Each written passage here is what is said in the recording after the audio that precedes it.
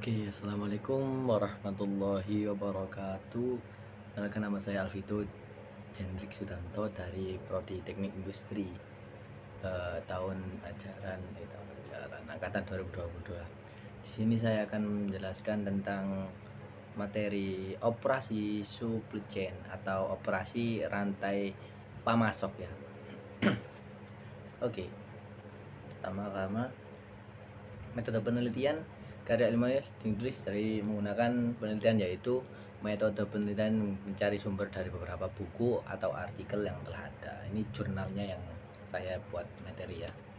Supply chain sering disebut dengan SCM, supply chain management, menjadi bidang yang sangat penting dalam dunia bisnis karena terhubung langsung dengan daya saing perusahaan. Dalam 2 dekade terakhir ini, semakin banyak perusahaan yang sadar dan pentingnya SCM ini, sehingga banyak mengimplementasikan SCM sendiri, merupakan pengelolaan dan juga pengawasan rantai siklus, mulai dari bahan material atau barang mentah, pembayaran, informasi, dan pemasok ke produsen, pedagang, grosir, mengecek sampai ke konsumen. Jadi rantainya ya.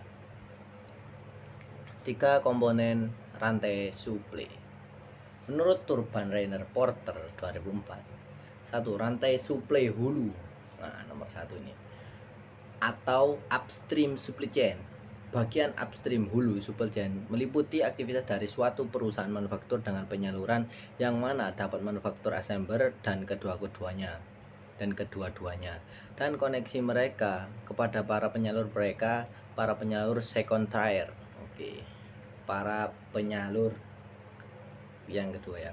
Hubungan para penyalur dapat diperluas kepada beberapa strata.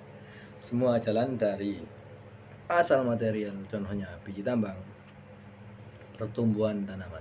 Di dalam upstream supply chain, aktivitas yang utama adalah pengadaan. Jadi pengadaan barang.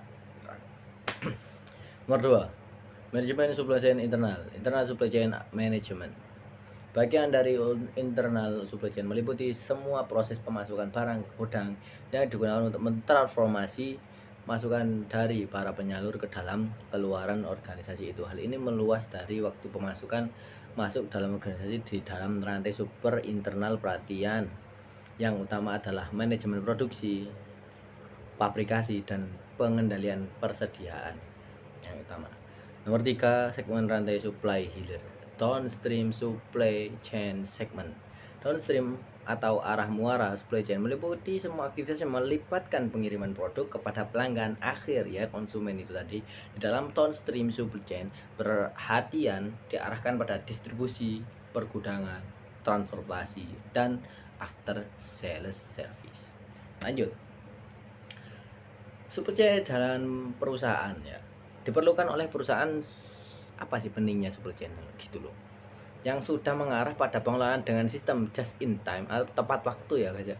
Karena konsep just in time sangat menekankan ketepatan waktu kedatangan material dari pemasok sampai ke tangan konsumen sesuai dengan yang ditetapkan. Artinya kedisiplinan dan komitmen ya, seluruh mata rantai harus benar-benar dilaksanakan karena sistem just in time itu menekankan pada persediaan atau zero inventory di persediaan barangnya ya, atau bahan mentah, sehingga apabila terjadi penyimpangan pada salah satu mata rantai saja, maka akan mengganggu pasokan material secara keseluruhan dan menghambat kelancaran tugas dari mata rantai yang lain karena tidak adanya persediaan. Nah itu misalnya gak ada persediaan barang, itu akan menghambat proses produksi, terus penyaluran barang itu akan terhambat karena tidak ada persediaan.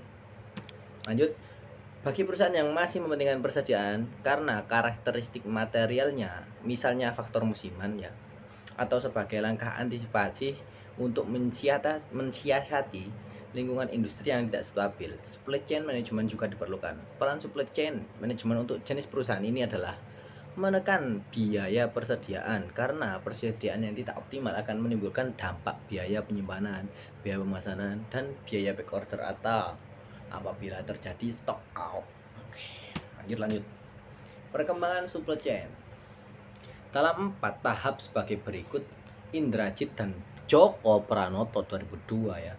Tahap 1 itu dalam semacam kesendirian yang tidak saling tergantung fungsi. produksi dan fungsi logistik mereka menjalankan program-program sendiri yang terlepas satu sama lain. Incompletion, isolasi.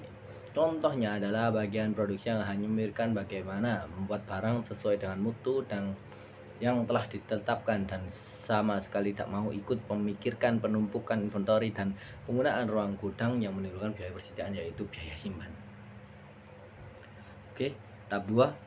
Perusahaan sudah mulai menyadari pentingnya integrasi perencanaan walaupun dalam bidang yang masih terbatas, yaitu di antara fungsi internal yang paling berdekatan, misalnya produksi dan inventory control dan fungsional integration yang lain. Tahap 3. Integrasi perencanaan dalam pengawasan atas semua fungsi yang terkait dalam satu perusahaan internal integration. Tahap 4. Pada tahap 4 menggambarkan tahap sebenarnya dari subchain, yaitu integrasi total dalam konsep perencanaan, pelaksanaan, pengawasan yang telah dicapai dalam tahap 3 dan diteruskan kepada upstream, yaitu supplier, dan downstream sampai ke pelanggan atau konsumen. Proses supply chain itu harus ada pertama ya, pelanggan atau customer. Sebuah rantai pertama yang memberikan pesanan, customer memutuskan untuk dapat membeli produk yang ditawarkan oleh perusahaan yang bersangkut dengan menghubungi sales suatu perusahaan tersebut. 2. Perencanaan atau planning ya. Divisi perencanaan akan menjalankan perencanaan produksi untuk memproduksi produk yang dibutuhkan oleh customer. Nomor 3. Pembelian. Divisi pembelian atau purchasing akan dapat melakukan pemesanan bahan mentah dan bahan pendukungnya serta juga menentukan tanggal penerimaan dan jumlah dibutuhkan. Nomor 4. Inventory atau persediaan ya. Bahan mentah dan juga bahan pendukung yang telah diterima oleh sebuah perusahaan akan diperiksa suatu kualitas dan ketetapan jumlahnya, kemudian disimpan di dalam gudang untuk sebuah produk atau bahan produksi. 5. Produksi. Bagian produksi akan menggunakan bahan mentah dan bahan pendukung yang dipasok oleh pemasok tersebut untuk melakukan proses produksi hingga menghasilkan barang jadi yang dibutuhkan oleh konsumen atau pelanggan. Nomor 6. Transportasi nih ya, penyaluran barang.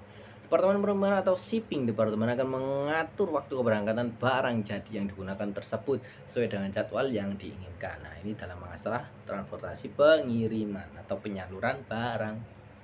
Nah, ini. Jadi, pertama itu bahan baku kan, pembelian bahan baku nih, persediaan. Supplier, langsung ke proses produksi atau manufaktur. Manufaktur selesai, didistribusikan ke distributor. Distributor itu dijualkan kepada pelanggan atau ditaruh ke retail seperti Indomaret, Alfamart gitu. Seperti retail, dan akhirnya kan konsumen itu yang memakai langsung. Nah, siklus itu berulang-ulang, berputar-putar ya, selalu membuat 1 2 3 4 5 6. Nah, 6 siklus yang berputar secara berulang-ulang. Manfaat supply chain management: memuaskan pelanggan, nomor 1 ya. Nomor 2, meningkatkan pendapatan. Ya iyalah, soalnya tertata semua. Nomor 3, menurunkan biaya. Iya. 4, pemanfaatan aset perusahaan dengan maksimal. 5, menjadi media pasar. 6, perusahaan semakin besar dan maju ya guys ya. Kesimpulan dari supply chain: digunakan untuk mengelola melalui proses manufaktur sampai distribusi, mulai dari pemasok bahan baku melalui perusahaan sampai ke konsumen akhir. 2. Proses pengolahan produk dari perencanaan, produksi sampai pendistribusian menjadi terstruktur dan koordinasi dengan baik. 3. Penerapan konsep supply chain management untuk memaksimalkan keunggulan kompetitif dan manfaat dari rantai bagi konsumen terakhir. Oke, gitu aja ya guys ya. Gitu aja. Sekian dari presentasi saya. Bila ada salah kata atau salah pengucapan kalimat, saya mohon maaf sebesar-besarnya. Wabillahi taufiq wal hidayah wa ridha wal inayah. Assalamualaikum warahmatullahi wabarakatuh. Allah, aduh, madan.